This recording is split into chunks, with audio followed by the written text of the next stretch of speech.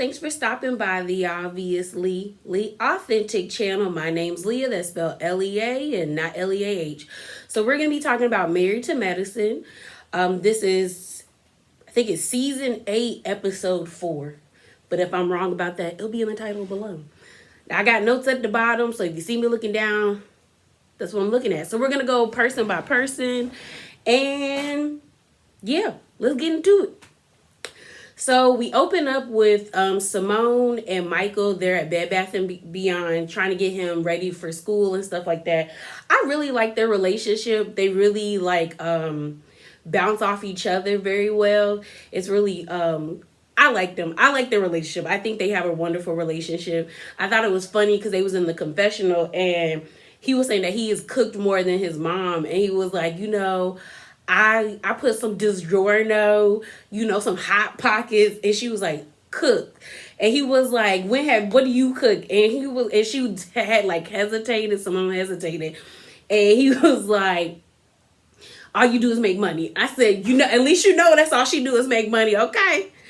But they're thinking about having a kids versus adult basketball game like they had previous seasons. And we end up finding out what's up with Miles. So Miles, I guess, has taken off a year from school and he has decided to work. Luckily, he has a full-time job. So I think that's good. I mean, at least it shows initiative, in my opinion. He just didn't come home and just be a bum. He went and got a job, and they Simone said they're giving him a year to figure out what he wants to do. Hopefully he chooses to go back to school. Sometimes the first year of school can be hard, especially if you're not ready for all the challenges that it may bring. Yes, freshman year is lit. I mean, my freshman year was lit, but I saw people struggle, and it's you struggle. It's a whole new experience. It's a wonderful experience, but it's a new experience that sometimes you're just not ready for when you think you are ready for. So I honestly think that it was good he was able to come back home, and they allowed him to come back home and figure out what he wants to do. Because it seems to me that he had to sit down. He probably got suspended. Or is probably academically suspended because they said he was forced to sit down. So that's probably what happened. But hopefully he figured out what he wants to do. Sometimes you got to sit down. Sometimes you're forced to sit down and reevaluate your life. So I think it's a good thing that happened, and he's working full time and he's trying to figure out what to do. Then we see Anila and Dr. Kieran, who is my favorite with his sarcastic self. I love his sarcasticness.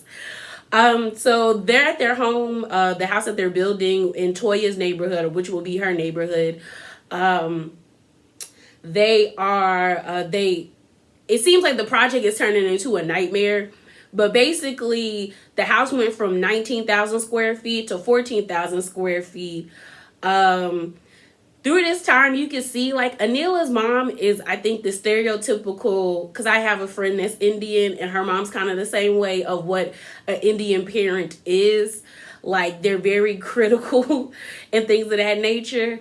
And her mom was critiquing every room. And I'm you don't even know what the house is going to look like.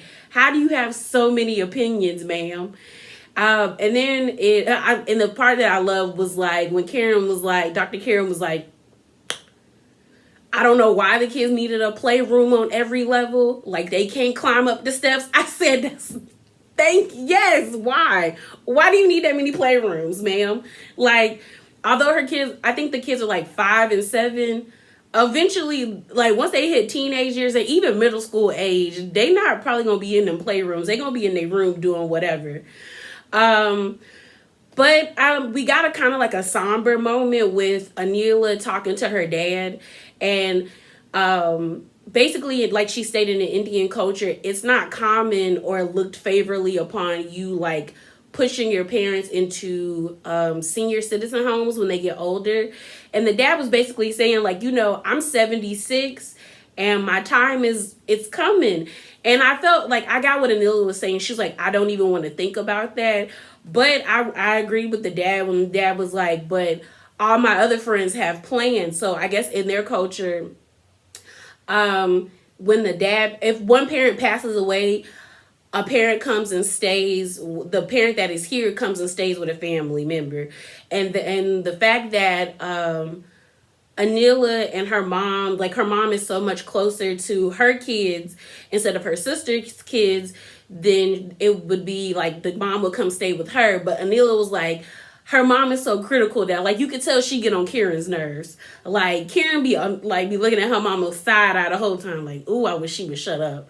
But hopefully, they make a plan, and I think it's important. I'm glad that dad was like, we need to make a plan. Like it's better to have a plan than not have a plan. It is an uncomfortable thing to talk about, but it's important to have a plan so that it makes the transition of someone passing on a lot smoother, because you're already going to be dealing with like so many emotions and being upset, and like you're going to be grieving. So it's better to have something where you can like smoothly go on and like life can take its course and keep going. So then we see Dr. Jackie. She's at her office. We have a lady there who basically induced labor from masturbating, which I didn't think you could do that. But she ripped her clitoris, and Dr. Jackie said that that's normal. I was like, yo, God. I don't know how y'all do it. Like, that is mind-boggling to me. That like, and I think Dr. Jackie said that's a common rip. And I'm just like, bro, people be ripping they down parts like that. Like I know there's tearing when you have a baby, depending on like when you push, like how you push. But I did not know that people be ripping their clitoris. Like, and I have a friend who wants to be an OB, like who's in school to be an OBGYN, and we had to talk about like, I don't know how y'all be staring at other ladies' vaginas. Like I saw a video on Facebook of a woman giving birth, and the camera was like right in her vagina, and like I guess it was the placenta sac popped out, and then the baby popped out. Y'all, it looked like something off of Alien. I was like, no thank you. But she said, I knew one thing I did know is like after you have a baby, they normally tell you to wait like 6 to 8 weeks so everything heals. But that's wild to me, yo. And that's crazy. Like, I remember when I was in high school, there was a family in my neighborhood that they had 12 kids. And I remember all of them because they were all gingers. And when I was in high school, the oldest 2 daughters were in high school with me. And then they had 2 older brothers who were already in college. But like they legit had 12 kids, and they were all natural births. And I was just like, yo, I don't get it. I understand people wanting to have kids, but I don't understand the like rationale of having that many kids in this day and age. Like, we not back in the 1920s where you needed like 20 kids to work your farm so you and your family could sustain a living. Like, yo, bruh. No. But like, the lady had a successful birth, and like Dr. Jackie was just checking to make sure everything was healed down there. So then we see Eugene and Toya. I don't know why, like, they decided to film in a tub. We didn't need to see that. I ain't need to see neither one of them get in a tub. Not saying that they're ugly people, because I don't find them to be ugly. But I just like, that is like an awkward situation for anybody. I don't want to see you in the tub with you and your mans rub-a-dub-dubbing. No. But they're in the tub, and they actually have like a good conversation, which I'm glad that Eugene told Toya. And we also got a little backstory, like a little bit, like Eugene wanted to be an opinionated woman with a backbone, and he picked the right one with Toya. And he basically was like, I shouldn't be on the defensive with you when I'm bringing things to you.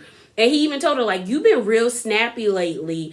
And I think COVID has really, we're seeing what COVID has done, like the strains that it has put on families.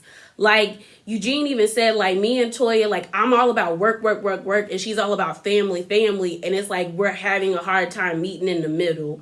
And I think that's real. I know some people don't like Toya and think, like, because Toya can be insufferable at times, but I think this is real. Like, think about people, like people going to work constantly every day. They at work for 12 to 16 hours while you at home with your kids all day for 12 to 16 hours. And it's like y'all are both exhausted or tired, and there's no time for you and that person. So I do think it's important that they're showcasing this. And I'm glad that Eugene brought it up, like, girl, like you I don't want to be defensive with you, and you got to learn how to take criticism. Also, he even said it's how Toya comes off. Like Toya, I think Toya's first reaction is to be defensive, but you can tell that they genuinely love each other there. And like Toya genuinely loves Eugene, and I think Eugene genuinely loves Toya. So I'm glad that like they had this conversation, because I do think it's an important conversation to be had. Then we see Dr. Henley. She's at home. She's on YouTube, like, because we all know Dr. Henley has a YouTube channel, like commenting and stuff. And I'm glad that they showed that, because it'll be we'll talk about that at the end of this video with the whole kerfuffle they had at the basketball game. But we see her oldest son, Zachary. I think he's her oldest. He's 19. He just got his real estate license, and they're planning to flip houses. And he's also in school. She gave him a limit of 150,000 home, but he found a home that was 425,000, and she was complaining about how much it cost. And I was just like, well, then don't get the house, lady. Get a different house. But she was expressing how she wanted to build generational wealth within her home with her children, which I think is important, like, especially for Black people. Like, a lot of us don't have that. And I think it's important that like we strive for that, so that we can keep helping the next generation after us, so they won't struggle as much as we do each time we go up. Like, you should be able, every time you, like, when you have children, your mindset should be like, I should provide for them. Or I think your mindset should be that you provide the best life that you can for them. And that's like financially and emotionally. So I'm glad that she stated that, like, that's what I'm trying to teach my kid, so he can have that for his kids, which I think is important. And then she brings up the topic about Black Lives Matter. With Anila. So Anila was saying that like they are the same, and that does happen when it's people of color versus Black people. We know that there's a difference. People like to say they're people of color instead of people of color, but like they don't want to be Black. So it's like there is fighting between minorities, because some minorities get treated better than other minorities, and then they tend to trash the one that's not treated better. And then just like how what's going on with the whole the anti-Asian like violence and things of that nature, so many publications are like, what can Black people do to help the Asian population? And it's like, no, what can the white population, which is causing this, who caused this, do to help us as a whole? That don't make sense. That don't make sense that y'all put it on us, the people who are the most accosted, to help those who are accosted. That don't make sense. Like, I got what Dr. Henley was saying. I'm glad that they showed more of the conversation, because we got Anila's side, because it kind of seemed like there was going to be some issues, but we'll get to that kerfuffle at the end, like I said before. So then we see Anila and Contessa meet up, and they basically have a talk. And Anila mentioned that like they like it, like Toya and Contessa are like India and Pakistan, which is like, that's like a crazy comparison, because if you don't know, India and Pakistan have a very violent history, like a very violent and contentious history. But, and I may want to make reference, though, don't ever buy a dog from somebody's car. Do not do that. I was annoyed at the fact that Contessa was playing with them dogs. I was like, first of all, you don't know if those dogs have worms, and they're puppies, so more than likely they do have worms, and they were pit bulls. Nothing against pit bulls. I love pit bulls. But like, them dogs look like backyard dogs, and most of them dogs didn't look like they had their shots. So you touching them, puppies can pass zoonotic diseases, and I need you to be more careful about that. Okay. But they had a talk. The only thing I didn't like about this conversation was like Contessa kept saying, "As in our Black culture." I hate when black people do that, because it was just like, yeah, I don't know. It just, Contessa annoys me, because Contessa is very condescending, and I find her to be very demeaning to people. So she just get on my nerves sometimes. But I'm glad that they were able to come to a an agreement, and I was glad Contessa apologized, because I got where Contessa was coming from when she was like, she did, like, Anila did make a leap when she said, you just like, you kind of like threatened my mom. She didn't threaten your mom. Your mom kind of did the most, trying to pull her away, like pull her, like, to get to sit down. But then ended up getting a little bit more history with Anila, when Anila says in Indian culture, when people leave houses in anger or in an argument, that's taken as a very disrespectful. So she was trying to get you to sit down to have a conversation, which I was like, that's understandable. But Contessa did have the right to be like, don't touch me, because like, I'm already in a hostile environment or situation, and I don't want to be touched. So I was happy she did apologize, because I wanted Contessa to apologize for throwing that napkin in that girl's face, because I thought that was very disrespectful, in my opinion. Like, there was no need for her to drop that napkin, and the way she did it was very like, you're beneath me. So that's what I felt like I think she should have apologized for it, instead of the whole her mom touching her, because your mom shouldn't have touched her. Although, like, she's an older lady and that's her culture, that's not everybody else's culture. But I'm still glad Contessa did apologize. Then we get to finding out that, like, Simone did invite Jackie to the basketball game, and we end up finding out that, like, Curtis has been following Michael's basketball career since he was like a little, like, in elementary school. So he's been a part of his, like, entire life for been a part of his life for a very long time.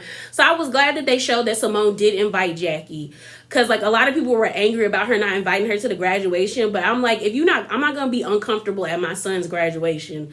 Like, I'm not. But I'm glad she did say, you know what, come to this. Like, this is something where we all can, like, joke and have fun, and it's less I guess it's more people, so it's less like confrontational. So, side note, Dr. Henley, they did like what's the name of the it's not a panoramic view. They did an aerial view of Dr. Henley's house. Dr. Henley has a really nice home. Like, she has a really nice house, and like, she has a lot of land and a lot of property. The basketball court was huge. I thought that was nice. Like, Dr. Henley has a wonderful home. Everyone gets there, all the kids are there. For the most part, the whole cast is there except Dr. Jackie.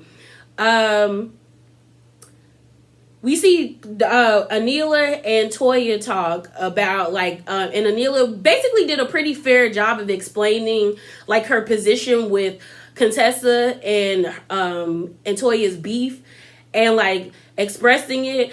To me, I think both Contessa and Toya are being childish, but they both have the same gripes with each other. They both feel like the other one is fake and disrespectful. But from my vantage point, it feels like Contessa does not respect Toya, and Toya knows that Contessa does not respect her. So there's always going to be some issues until like, they press that issue. I need, like, someone needs to say, like, Contessa needs to be like, not Contessa, Toya needs to be like, I know you don't respect me, and that's why I don't like you. That's why she had the issue with the whole shoes thing, because it's like, that's another way that you're disrespecting me.